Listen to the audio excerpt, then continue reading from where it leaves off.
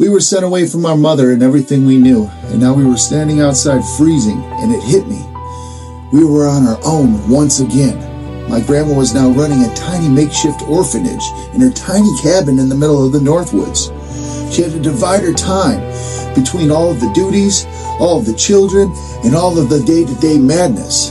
There was very, very little time for us and to ask us about how we felt about anything. So flashback, we get on a plane all along as little children in tears and had to leave the only small bit of security that with our mother that was the only halfway stable thing that we ever had.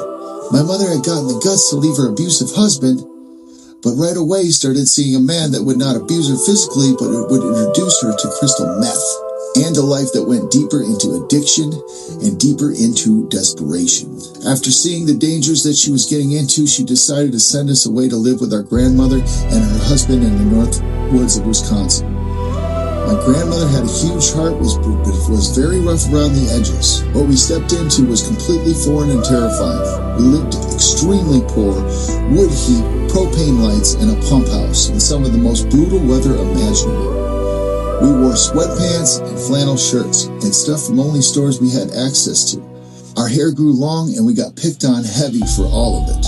We would soon have 2 more kids staying with us in a small shack with only 1 bedroom, making our lives less and less comfortable and less imaginable. And all of this influence, and we also had influences on our lives at a very young age to do all types of things. And then came my first day at school. I can remember it clearly. I had no jacket. It was fall, and it was already freezing. Not used to this brutal cold coming from California, and still the teachers forced me to be outside standing there freezing. I remember trying to make sense of this all, trying to wonder why the teachers would want harm for me or would want me to stand out in the cold. But I was trying to understand why nobody saw, nobody cared. We were in a foreign land, it was harsh, and it treated us harsh. We were immediate outcasts. We had a very, very hard time making friends, and in all of it, we were just kids trying to survive. We were just kids, and we didn't even understand. Looking back now, I see it very differently. All that pain, all that silence, all those moments where no one asked how we felt, God saw it all. Even when I didn't know Him yet, He was there. He was the one who carried me through the cold, through the confusion, and through the feeling of being completely all alone. And that's why I do what I do now. Not for the attention, and not because but because I know what it feels like to be that kid, cold, forgotten, and wondering if anybody cares. Jesus Christ changed everything. Not overnight, but for real.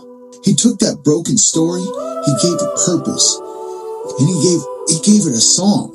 Every episode, every move we make, every song we put out, it's all reaching people who feel the same way. And not just here, all the way across the world, where kids are hungry, kids are abandoned, and still feeling the same way as I felt as I was a child. That's why we're involved in Mission Pakistan. Because this isn't just a music mission. This is real lives, real children, real impact.